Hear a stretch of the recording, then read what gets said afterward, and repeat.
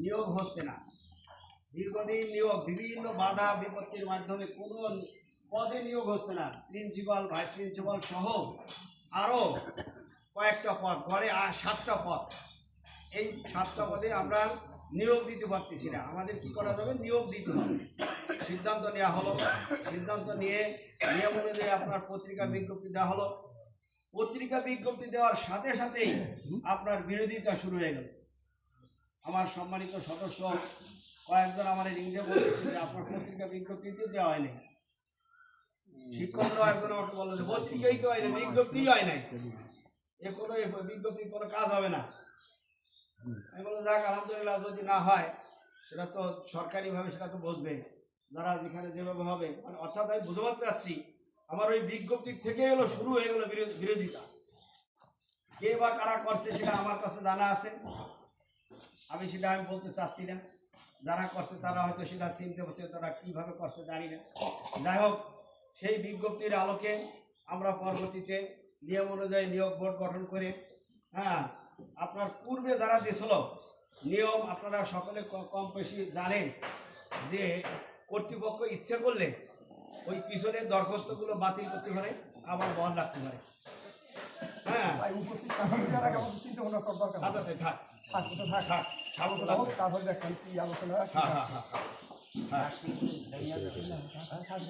তাদের পরীক্ষা নিয়েছে, তাদের সব কিছু নিয়েছে, নিয়ে সব কিছু করিয়া এখন আমরা বলতেছে প্রথম যে আপনি আমাদের সহযোগিতা করতে হবে রেজুলেশন। আমি সঙ্গে সঙ্গে আমার শিক্ষক মণ্ডলী, শিক্ষক প্রতিনিধি যারা, তাদেরকে আমি আগেই মোবাইল করে জানাইছিলাম যেরকম 2টা পদের ব্যাপারে কিন্তু প্রতিষ্ঠানে যদি সৃষ্টি হয়, যদি লোক বাড়বে, আপনারা কি বলেন? ওদের কাছে যদি আমাদের বাড়ে অসুবিধা নেই, চলুন। এর পরবর্তীতে যখন এই 2টা নিয়োগের কার্যক্রম সব কিছু কমপ্লিট হয়ে গেছে নিয়ম অনুযায়ী, নিয়োগ হওয়া যাওয়ার পরে আমার তখন কয়েকজন সদস্য জানে, সবাই জানে না। পরবর্তীতে আমি মাদ্রাসায় আইসে শিক্ষকদের নিয়ে বসে বললাম যে এরকমভাবে এই সব কিছু তো হয়েছে, সামনের মাসে বলে একজনের বিল আসতে পারে আর পরবর্তী মাসে আরেকজনের বিল আসতে পারে। তাই যে কেমন হলো আমরা আগে তো জানলাম না। আমি বললাম ঘটনাটি এই, সবাইকে যদি সবসময় যদি জানানো যাইতো বা তো তাহলে আমার ওই 7 জনের নিয়োগও আমি দিতে পারতাম না। বিভিন্ন ধরনের বাধা বিপত্তি আমি মাদ্রাসার স্বার্থে, নিয়োগের স্বার্থে, বৃহত্তম স্বার্থে আমি ওনাদের সাথে কথা বলতেছিলাম। আপনারা এটা আমার সভাপতি হিসাবে আমার আপনাদের বলা উচিত ছিল আগেই, কিন্তু আমি এটি বলি নাই। যেটা আপনাদের কাছে আমি দুঃখিত, মর্মহত, ক্ষমা, এরকমভাবে সব শিক্ষককে আমি তখন বলছি। এর আগে কিন্তু মুষ্টিপাট কয়েকজন জানতো, সবাই জানতো, সকল শিক্ষককে বলা হয়। কমিটির লোকও 2-3 জন জানতেন। পরবর্তীতে সবাইকে ডেকে আমি সে কথা বলছি যে আমি সভাপতি হিসাবে এইভাবে সব কিছু করা হয়েছে।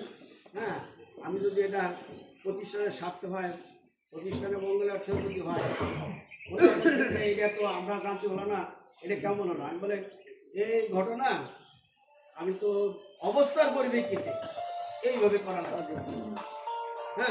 তখন রেজুলেশনে আমার কমিটিতে সবাই যারা ছিলেন ওই কিন্তু উপস্থিত ছিল, ওই প্রিন্সিপাল রুমে।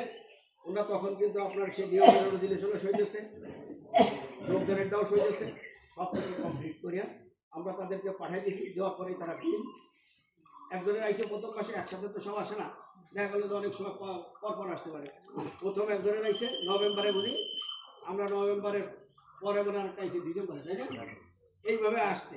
মানে আমি আপনাদের সকলের কাছে আমার উদ্যত আহ্বান বা হলো যে আমি প্রতিষ্ঠানের স্বার্থে, নিয়োগের স্বার্থে আমি এটা করছি। খোদার কসম করে বলতেছি, রমজান মাস ওদের 2জনের কাছ থেকে আমরা কিন্তু প্রতিষ্ঠানও 5 টাকা পাইনি, আমরাও কোনো ব্যক্তিগতভাবে কেউ কোনো ইন্টারেস্টও আমরা পাইনি।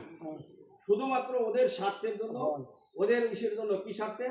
ওই যে 7 জনের নিয়োগ স্বার্থের জন্য, প্রতিষ্ঠানের স্বার্থের জন্য আমরা এইটা করছি। এটা আমি আপনার এলাকার মানুষ, এটা আপনাদেরকে আমার আরো আগে জানানো উচিত ছিল। এই যে নিয়োগ হয়েছে কত আগে, এত কিছু লেখালেখি, বহুত কিছু হয়েছে। এটা সঙ্গে সঙ্গে আমি রহমান ভুইয়া থাকলে ভালো হয়। রহমান সবকে আছেন, ওনার সাথে আমার মাঝে মধ্যে কথা হয়েছে, বলছি। আমি আপনাদেরকে আরো আগে এই সমস্ত ঘটনাগুলো খুঁজে আপনাদের কাছে আমার আরও আগে বলা উচিত ছিল, এটা আমি আসলেই সময় মতন আপনাদের বলতে পারি না বিধায় বিভিন্ন পারিপার্শ্বিকতার কারণে, ব্যক্তিগত আমার বিভিন্ন ঝামেলার কারণে এটা আমি আপনাদের কাছে আরও আগে বললে অবগত করতে পারিনি, ভালো হইতো। আমি এটা আল্লাহর হস্তে মাহে রমজানের রোজা রেখে আপনাদের কাছে আমি সবিনয় অনুরোধ করছি, প্রতিষ্ঠান আমার আপনার সবাই, ব্যক্তির থেকে প্রতিষ্ঠানের মূল্য বেশি। প্রতিষ্ঠানের এই যে বিভিন্ন ধরনের লেখালেখি হয়েছে, আমার ছবি দিয়ে পর্যন্ত বিভিন্ন ধরনের লেখালেখি হয়েছে, আমার বিভিন্ন ধরনের লোকজন আপনি বলছে এটা প্রতিবাদ করেন না কেন? আমি বলে আমি প্রতিবাদ করবো না, আমি এটা প্রতিবাদ করবো না, মহান আল্লাহই প্রতিবাদের ব্যবস্থা করবে। আমি যদি অন্যায় করে থাকি, আমি যদি দুর্নীতি করে থাকি, আমি যদি আমার ব্যক্তি স্বার্থে যদি কোনো কিছু করে থাকি, এর শাস্তি আমার আল্লাহ দেবে, দুনিয়ার মানুষের কাছেও আমি পাবো। সুতরাং আমি ব্যক্তিগতভাবে কোনো প্রতিবাদ আমি করতে যাবো না, কোনো প্রতিবাদ করতে আমি যাবো না।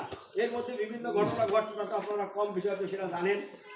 জিডি হয়েছে, বিভিন্ন কিছু হয়েছে, অনেকে আমাকে বলছে যে আপনি জিডির খবর জানেন, আমি তো জিডির খবর কিন্তু আমি জানি না। তাও আমি সেদিনকে আমার মৌজপাড়ার লোকজন বসছিল, আমি তাদের সামনেও বলছিলাম যে জিডির ব্যাপারটা কিন্তু আমি জানি না। জিডির ব্যাপার পরে উনি জিডি করার পরে ওনাকে রাগ করার পরে উনি যা হোক তাদের গ্রাম বসে যেভাবে মীমাংসা করবে, যাই করুক করছে সেটা। আমি আপনাদের কাছে আমার উদ্যত্ত আহ্বান এতটুকুই, আমি ব্যক্তি হিসাবে যদি আমি অন্যায় করে থাকি, ভুল করে থাকি, প্রতিষ্ঠানের স্বার্থের জন্য করছি, নিয়োগের স্বার্থের জন্য করছি, আমি 5টা পয়সা আল্লাহর রাস্তে আমি কারো কাছ থেকে নেই, এবং আমি ব্যক্তিগত কোনো স্বার্থের জন্য আমি করি নাই। আমি যদি অন্যায় করে থাকি, আপনাদের সকলের কাছে আমার আহ্বান, আমাকে ব্যক্তিগতভাবে ক্ষমা করে দেবেন। মানুষের ঔদ্যোগের কথা বলা যায় না, আমি এখানে আসি, কালকে নাও থাকতে পারি, কিন্তু আপনারা এরপরে আমার কাছ থেকে সব ঘটনা আপনারা শুনলেন, অবগত হলেন। এরপরে যেটা করলে ভালো হয়, আপনারা কল্যাণ মঙ্গল যেটা করলে ভালো। যদি আজ আপনারা আমাকে বলেন যে আপনি সভাপতির অযোগ্য আপনি সভাপতি না, আমি চলে যাবো, কোনো আপত্তি নাই, কিন্তু মনে রাখতে হবে প্রতিষ্ঠানটা কিন্তু বড় জিনিস। প্রতিষ্ঠানের সামান্যতম ঠিক পরিমাণ যদি আমার দ্বারা ব্যক্তির দ্বারা যদি ক্ষতি হয়, তাহলে আমি ব্যক্তিগতভাবে দায়ী থাকবো। এই জন্য আপনাদের সকলের কাছে আমার আহ্বান, আমাকে আল্লাহর হস্তে আপনাদের আগেই জানানো উচিত হলো, জানাতে পারি নেই বিধায় আমি দুঃখিত এবং ক্ষমা প্রার্থী। আল্লাহ তাআলা আমাদেরকে মাফ করে দিক, সকলে বলেন আমিন। আল্লাহ তাআলা এই মাদ্রাসার মঙ্গল সামনে যাতে সুন্দর এবং সুষ্ঠুভাবে পরিচালিত হয়, যার দ্বারা হোক যেভাবেই হোক, সেই সর্বাঙ্গীন সহযোগিতা আপনারা করবেন এই প্রত্যাশা রেখে আপনাদের সকলের সুস্বাস্থ্য কামনা করে আমি আবারও আপনাদের কাছে মহান আল্লাহ আমাদের নিয়োগ দিতেই হবে। সোজাই কথা, আমাদের মান ইজ্জতের প্রশ্ন, নিয়োগের ব্যবস্থা আপনার করতেই হবে। আমি বললাম যে দেখি আমরা একটা চেষ্টা করি, তাহলে কি করা যায়, চেষ্টা আপনারা সহযোগিতা করেন, তাহলে আমি হয়তো পারবো, আশা করি। বা আমরা সবাই আছি, আমরা গ্রামের ওই হুমাও ছিল, আমার সেখানে আমার রাত্রে হুমা গেছিল, রহমান বইয়া ছিল, আর অন্যান্য লোকজন মুরব্বীরা যারা গেছিল, তাদের একই কথা যে আমাদের গ্রাম প্রতিষ্ঠান, আমাদের এলাকার আমরা পিছনে পারি নেই, বিভিন্ন কারণে, যে কোনো কারণে আমাদের নিয়োগের ব্যবস্থা করতে হবে, তুমি পারবা। আকরাম স্যারও মনে হয় গেছিল কিনা আমার খেয়াল নাই, যাও এরকমভাবে আপনি যেভাবে পারেন, মোট কথায় এক কথায় শর্ত হলে একটা নিয়োগ দিতেই হবে আপনার। কিভাবে তখন আমি জানি না, আমরা জানি না, আপনার দিতেই হবে। এই কথা বলার পরে আমি বললাম যে তাহলে আপনারা সহযোগিতা করেন। কি সহযোগিতা? আমি বলে আপনাকে গ্রামবাসীর একটা দিতে হবে, লিখিত দিতে হবে।